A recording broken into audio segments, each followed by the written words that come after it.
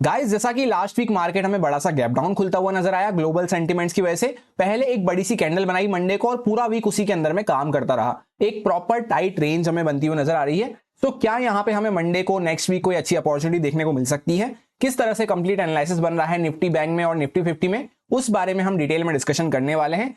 किस तरह से हम ट्रैप से बचते हुए एक अच्छी अपॉर्चुनिटी फाइंड आउट कर सकते हैं मंडे को, स्पेशली इंट्राडे में, उस बारे में भी डिस्कशन करेंगे। सो स्वागत है आपका एक और वीकली एनालिसिस वीडियो में। सबसे पहले हम लोग यहाँ पे निफ्टी बैंक के चार्ट को चेकआउट करते हैं।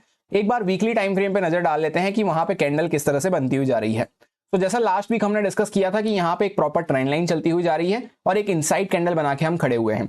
तो जैसे ही मार्केट इनसाइड कैंडल का ब्रेकआउट करता है या ब्रेक डाउन करता है, तब एक मोमेंटम हमें देखने को मिल सकता है अच्छा, जिसमें हमने प्लान भी ये किया था कि अगर अंदर वाली कैंडल का लो मार्केट ब्रेक डाउन करना चालू करता है तो पहले धीरे धीरे करता हुआ मार्केट नीचे आएगा, फिर जब मेजर कैंडल का मार्केट लो ब्रेक डाउन करेगा तब एक शार्प मोमेंटम हमें देखने को मिल सकता है। तो मार्केट डायरेक्टली मंडे को बड़ा सा गैप डाउन खुला ग्लोबल सेंटीमेंट्स की वजह से इसके लोअर पार्ट के आसपास, और जैसे ही मार्केट ने इसके नीचे निकलना चालू करा काफी अच्छी सेलिंग हमें देखने को मिली। अब उसके बाद पूरा वीक मार्केट ऑलमोस्ट इसी के अंदर में कंसोलिडेट करता रहा, मंडे को जो मूव हुआ उसी के अंदर में, और एंड में फ्राइडे को कहीं ना कहीं हायर साइड पे जाके कैंडल के हमने क्लोज किया है। तो जैसा आप देखेंगे नीचे से काफी बड़ी हमें विक देखने को मिल रही है कैंडल में। तो नीचे से पूरा यहाँ पे पहले सेलिंग हुई और बायर्स माल खींच के ऊपर की साइड पे लेके आए हैं। तो जब तक इस कैंडल का 50-60% यहाँ पे ब्रेकडाउन होना चालू नहीं होता, हम अग्रेसिव होकर यहाँ पे सेल साइड पे तो माइंडसेट बिल्कुल भी नहीं रख सकते, क्योंकि जिस हिसाब की कैंडल बनी है नीचे से पूरा यहाँ पे बायर्स स्ट्रांगली ऊपर की साइड पे होल्ड करते हुए नजर आ रहे हैं। अगर मार्केट इसका हाई वगैरह ब्रेकआउट करता है तो यहाँ से एक बाइंग का मोमेंटम हमें देखने को मिल सकता है। अपर साइड पे एक गैप भी हमारा पेंडिंग पड़ा हुआ है, और जैसा कि मैंने आपको ये बात मंडे को ही एनालिसिस में बता दी थी कि यहां से पहले हमें एक अच्छा मोमेंटम देखने को मिला था, उसी लेवल के आसपास एग्जैक्टली हम आ चुके हैं। तो इस एरिया के आसपास मार्केट थोड़ा सा वोलेटाइल रह सकता है, थोड़ा सा जिगजैग हमें देखने को मिल सकती है। ऊपर से काफी अच्छे पॉइंट्स वैसे भी सेलिंग में जा चुके हैं, इंपॉर्टेंट सपोर्ट के आसपास हम आ चुके हैं, उसी लेवल के आसपास मार्केट थोड़ा सा जिगजैग होता हुआ नजर आया पूरे वीक। होपफुली आपको एनालिसिस से हेल्प मिली होगी। अब चलते हैं वापस से डेली टाइम फ्रेम पे। जैसा आप देखेंगे गैप डाउन खुलने के साथ प्रॉपर रेंज हम बनाते हुए नजर आए, और लास्ट टाइम हमने इसी एरिया के आसपास आके यहाँ पे रेंज बनाई थी, उसी लेवल के आसपास वापस से हमने रेंज बनाई, और अभी मार्केट हायर साइड पे यहाँ पे एक छोटी सी पॉज टाइप ऑफ कैंडल बना के खड़ा हुआ है फ्राइडे को, जहां पे आप देखेंगे तो बार बार सेलर्स ने यहाँ पे कोशिश करी। मार्केट पहले यहाँ पे गैप डाउन खुल के नीचे आया, अगले दिन वापस से गैप अप खुल के सेलर्स नीचे ले गए, फिर अगले दिन वापस से गैप अप खुल के नीचे ले गए, पर कहीं ना कहीं पे इस लेवल को मार्केट क्रॉस नहीं कर पा रहा है। जहां पे बैक टू बैक आप देखेंगे तो इसी लेवल के आसपास, इसी जोन के आसपास हमारे सपोर्ट देखने को मिल रहा है। तो जैसा आपको पता है कि सेलिंग कंपैरेटिवली फास्ट होती है, यहाँ पे एक प्रॉपर ट्रेंड लाइन टाइप बनती हुई जा रही थी, इसमें मार्केट बड़ा सा गैप अप खुला फ्राइडे को, और अभी एक छोटी सी पॉज टाइप ऑफ कैंडल में प्रॉपर एक रेंज में इंट्राडे में यहाँ पे खड़ा हुआ है। यहाँ पे लोअर टाइम फ्रेम पे अगर हम चेकआउट करेंगे तो एक प्रॉपर रेंज बनती हुई नजर आ रही है। तो जैसे मार्केट कुछ गैप अप वगैरह खुलता है या फ्लैट खुल के ऊपर निकलता है तो बाइंग साइड पे हमारा माइंड सेट रह सकता है। गैप डाउन के केस में हमें 5 से 7 मिनट वेट करना है, अगर मार्केट ऊपर आ रहा है तो बाइंग साइड पे हम प्लान करते हुए चल सकते हैं। फिलहाल जैसे मार्केट ब्रेकआउट लेवल के आसपास खड़ा हुआ है, बैक टू बैक यहाँ पे हमने रेजिस्टेंस ले लिया है, यहाँ से कुछ क्रॉस करता है तो बाइंग साइड पे हमारा प्लान रह सकता है। गैप फुलफिल यहाँ पे होता हुआ नजर आ सकता है आने वाले टाइम में, और अग्रेसिव सेलिंग का लेवल जब भी आएगा एटलीस्ट मार्केट 50,000 के लेवल के नीचे क्रॉस करना चालू करता है। पहले तो ये यहाँ पे छोटा सा गैप पड़ा हुआ है, फिर इसके नीचे जब 50,000 के लेवल को हम ब्रेक डाउन करना चालू करते हैं अगली बार, तब जाके कुछ यहाँ पे सेलिंग के लिए हम अग्रेसिव होकर बड़े टारगेट्स प्लान करते हुए चल सकते हैं, क्योंकि ये इस तरह से आपको देखने को मिलेगा। यहाँ से सेलिंग हुई, ऊपर की साइड पे हमने प्राइस एक्शन बनाया, वापस से नीचे आया, अभी यहाँ पे मार्केट ऊपर जा रहा है। तो अगर यहाँ से ब्रेकआउट वगैरह करता है तो धीरे धीरे करता हुआ मार्केट पहले ऊपर जाएगा।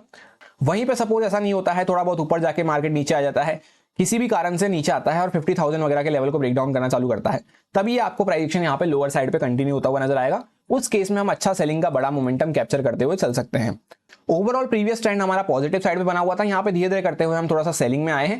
तो अभी जैसे मार्केट यहाँ पे ब्रेकआउट लेवल के आसपास खड़ा है तो इसके ऊपर निकलता है तो बाइंग साइड में हम प्लान करते हुए चल सकते हैं। पहले छोटे टारगेट रख सकते हैं या क्वांटिटी थोड़ा कम रख सकते हैं, फिर एक बार जब मार्केट इस टाइप का प्राइस एक्शन बनाना चालू करे तब वहां पे हम और क्वांटिटी बाइंग साइड पे ऐड कर सकते हैं। अब 15 मिनट टाइम फ्रेम पे हम लोग आ चुके हैं। सबसे पहले यहाँ पे जैसा आप देखेंगे इस जोन के आसपास कंटिन्यू हम रेजिस्टेंस फेस कर रहे हैं। यहाँ पे जब से गैप डाउन खुले हैं हम यहाँ पे इसी जोन के आसपास रेजिस्टेंस देखने को मिल रहे हैं। अभी इसी लेवल के आसपास मार्केट अपने आप को होल्ड कर रहा है, और यहाँ से एक प्रॉपर ट्रेंड लाइन टाइप आपको देखने को मिल रही होगी।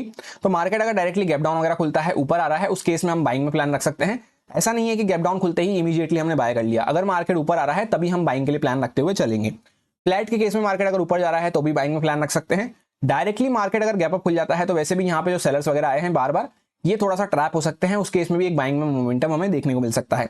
जहां पे ये हाइज वगैरह को अगर मार्केट क्रॉस करना चालू करता है तो इसके ऊपर काफी अच्छा मोमेंटम हमें बाइंग साइड पे मिल सकता है। जैसा कि मार्केट ने फ्राइडे को गैप अप खुल के और हायर साइड पे ही अपने आप को सस्टेन करा है ब्रेकआउट लेवल के आसपास, तो अग्रेसिव होकर हम सेलिंग तो जब भी प्लान कर सकते हैं कि या तो मार्केट जैसे पहले ऊपर जाए यहाँ पे तब लोगों को एक बार यहाँ पे भरोसा हो जाए कि बाइंग में जा रहा है मार्केट। फिर अगर कुछ ब्रेकडाउन वगैरह कर रहा है, वापस से अगर नीचे आता है, इंपॉर्टेंट लेवल्स वगैरह यहाँ पे क्लोजिंग प्राइस वगैरह ब्रेकडाउन होती है, तब जाके कुछ हम सेलिंग में प्लान कर सकते हैं, जहां पे ट्रेंड लाइन वगैरह भी ब्रेकडाउन हो चुकी होगी। या तो ये केस सेलिंग के लिए अच्छा हो सकता है, उसमें भी हमें प्लान यहाँ पे इस लेवल के आसपास जब ब्रेकडाउन हो तभी हमें करना है। या फिर डायरेक्टली मार्केट कुछ बड़ा सा गैप अप वगैरह खुले, फिर अगर कंटिन्यूस सेलिंग में आ रहा हो, तो उस केस में हमें क्या करना है, जैसे मार्केट एक बार क्या हुआ, गैप अप खुल के कंटिन्यूस सेलिंग में आया, वापस से ऊपर गया, फिर जाके मार्केट साइडवेज बिहेव करता हुआ नजर आया, तो इस चीज के लिए हमें यहाँ पे काम ना करते हुए ऐसे काम करना है कि डायरेक्टली मार्केट गैप अप खुल के नीचे आ रहा है, यहाँ पे रुक के थोड़ा बहुत ब्रेकडाउन वगैरह करता है, तब हम सेलिंग में वापस से प्लान करते हुए चल सकते हैं। और तीसरा केस हमारा रहेगा कि डायरेक्टली मार्केट कुछ बड़ा गैप डाउन वगैरह खुल जाता है 50,000 वगैरह के आसपास, फिर अगर नीचे आ रहा है तब भी हम सेलिंग में प्लान करते हुए चल सकते हैं। फिलहाल इनमें से तीनों में से कोई भी केस होता हुआ नजर नहीं आ रहा, तो अभी के चार्ट को देखते हुए यहाँ पे जो प्राइजेक्शन बन रहा है, करंट प्राइजेक्शन, फॉर एग्जांपल मार्केट यहीं कहीं पे ओपन हो जाता है, हल्का फुल्का गैप अप गैप डाउन, उस केस में हम बाइंग में प्लान रखते हुए चल सकते हैं। सेलिंग के लिए किस तरह से प्राइजेक्शन कन्वर्ट होगा वो हमने यहाँ पे सीख लिया है। ये सारे कुछ इंपॉर्टेंट लेवल्स रहेंगे जिन पे मैं ट्रेडिंग करते टाइम फोकस रखूंगा। मंडे को 742 के आसपास यहाँ पे हमारा हाई लगा हुआ है, एक अपर साइड से हमारी ट्रेंड लाइन चलती हुई आ रही है, जिसको इस तरह से यहाँ पे हम देख सकते हैं। जैसे यहाँ से आप कनेक्ट करेंगे तो एक ट्रेंड लाइन टाइप चलती हुई आ रही है, इस पे बैक टू बैक हम रेजिस्टेंस फेस करते हुए चल रहे हैं। और इसके नीचे अगर निकलते हैं तो जैसे 500 के आसपास यहाँ पे अभी सपोर्ट लेवल के आसपास हम यहाँ पे खड़े हुए हैं, 231 के आसपास नेक्स्ट सपोर्ट आएगा, 889 के आसपास नेक्स्ट सपोर्ट आएगा, उसके बाद 500 का साइकोलॉजिकल लेवल आने वाला है। अपर साइड पे यहाँ पे 211 के आसपास इंपॉर्टेंट रेजिस्टेंस हमारा हो सकता है। अब जैसा कि निफ्टी 50 का चार्ट अगर हम चेकआउट करते हैं सबसे पहले 1 वीक टाइम फ्रेम पे, तो आपको देखने को मिलेगा सेम टाइप की यहाँ पे वीकली कैंडल बनती हुई नजर आई है। इनफैक्ट ये तो ग्रीन में क्लोज होती हुई नजर आई है, जहां पे बैंक निफ्टी की कैंडल थोड़ी रेड में क्लोज हुई थी, ग्रीन में क्लोज होता हुआ नजर आया है। यहाँ पे इंपॉर्टेंट सपोर्ट हमारा बना हुआ था, इसको मार्केट ने हल्का सा ब्रेक डाउन करा, उसके बाद काफी अच्छे लोअर साइड से हमें रिकवरी देखने को मिल रही है, बायर्स काफी अच्छे से यहाँ पे ग्रिप संभालते हुए नजर आए हैं, और हायर साइड पे हमारी क्लोजिंग हुई है, तो अगर मार्केट इसको क्रॉस करता है तो बाइंग साइड पे हम प्लान रखते हुए चल सकते हैं। अग्रेसिव सेलिंग का लेवल थोड़ा सा नीचे निकल के आएगा, जहां पे ये पूरी जो कैंडल बनी है इसके 50-60% लेवल के नीचे हम निकलना चालू करते हैं, एक्जैक्टली 24,000 वगैरह के लेवल के नीचे जाते हैं, तभी जाके अग्रेसिव होकर सेलिंग के बारे में हम सोच सकते हैं। यहाँ पे अपर साइड पे हमारा गैप भी पड़ा हुआ है, तो मार्केट अगर ऊपर जाता है तो धीरे धीरे करते हुए हमें अपर साइड पे एक अच्छा मूव देखने को मिल सकता है नेक्स्ट वीक। अब डेली टाइम फ्रेम पे हम चेकआउट करते हैं तो ऑलमोस्ट सेम टाइप का स्ट्रक्चर है कि बड़ा सा गैप डाउन खुले, फर्स्ट कैंडल के अंदर पूरा कंसोलिडेट कर रहे थे, बस एक यहाँ पे छोटा सा माइनर चेंज है कि फ्राइडे को यहाँ पे इस हाई, जो ये हाई लगा हुआ था हमारा रेजिस्टेंस का, इसके ऊपर मार्केट ने ट्रेड करना चालू कर दिया है, तो यहाँ पे काइंड ऑफ एक ब्रेकआउट होता हुआ नजर आ रहा है। बैंक निफ्टी ने अभी तक भी ब्रेकआउट नहीं करा है, तो वो भी यहाँ पे ब्रेकआउट करना चालू करता है, तो दोनों काफी अच्छे से मूव कर पाएंगे अप साइड पे, और एक अच्छा मूव हमें बाइंग साइड पे देखने को मिल सकता है। हायर साइड पे हम अपने आप को पॉज करके खड़े हुए हैं, एकदम छोटी सी कैंडल बनती हुई नजर आई है फ्राइडे को। और जैसा कि लोअर साइड पे हम यहाँ पे एक ट्रेंड लाइन टाइप यहाँ पे ड्रॉ कर सकते हैं, जहां पे back to back in candles के लो लगे हुए हैं, तो जब इसके नीचे कुछ आते हैं तभी सेलिंग के बारे में हम सोच पाएंगे। बीच का एरिया थोड़ा सा हमें यहाँ पे छोड़ के चलना होगा, यहाँ पे हम अग्रेसिव होकर सेलिंग के बारे में नहीं सोच सकते, क्योंकि मार्केट ने अच्छे से फ्राइडे को गैप अप खुल के हायर साइड पे अपने आप को सस्टेन किया है, तो उसके ऊपर वापस से निकलता है तो बाइंग साइड पे हम प्लान करते हुए चल सकते हैं।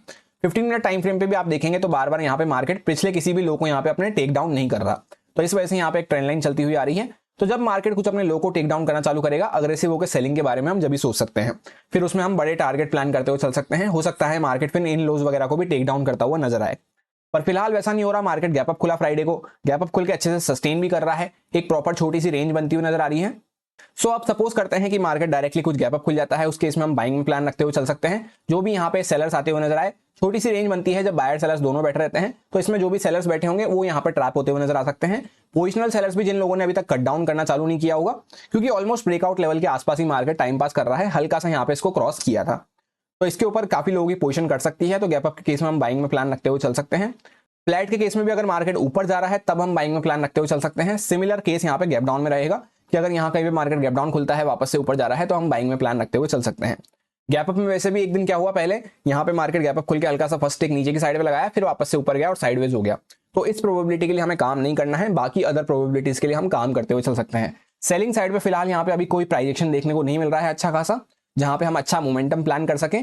पर अगर एक बार मार्केट यहाँ से ब्रेकआउट कर देता है, सब लोग यहाँ पे बाय कर लेते हैं फॉर एग्जांपल, उसके बाद मार्केट जहां तक जाता है, पर अगर वापस से आके अपने लो को ब्रेकडाउन वगैरह कर रहा है, तब जाके हम यहाँ पे सेलिंग का मोमेंटम कैप्चर कर सकते हैं, एक वो आगे का प्राइस एक्शन बनेगा। पर फिलहाल ऐसा कोई प्राइस एक्शन हमें देखने को नहीं मिल रहा, किस तरह से कन्वर्ट हो सकता है वो चीज हम डिस्कस कर रहे हैं।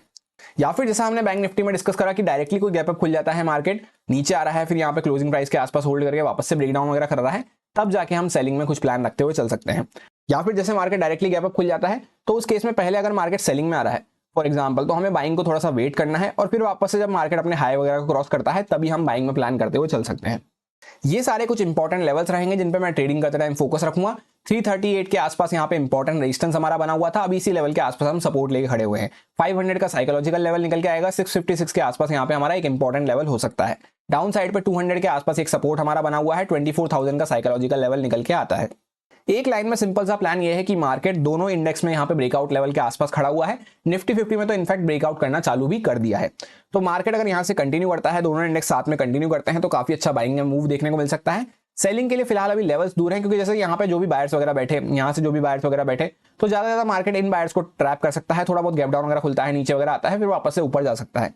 नीचे के बायर्स फिलहाल तो काफी प्रॉफिट में है दोनों इंडेक्स में, तो उनको टारगेट डायरेक्टली नहीं किया जा सकता। उनके लिए या तो हमें कुछ ब्रेकआउट फेलियर वगैरह सिनेरियो मिले, या कुछ ट्रेंड लाइन वगैरह मार्केट ब्रेकडाउन करता है, तभी उनको हम टारगेट कर पाएंगे।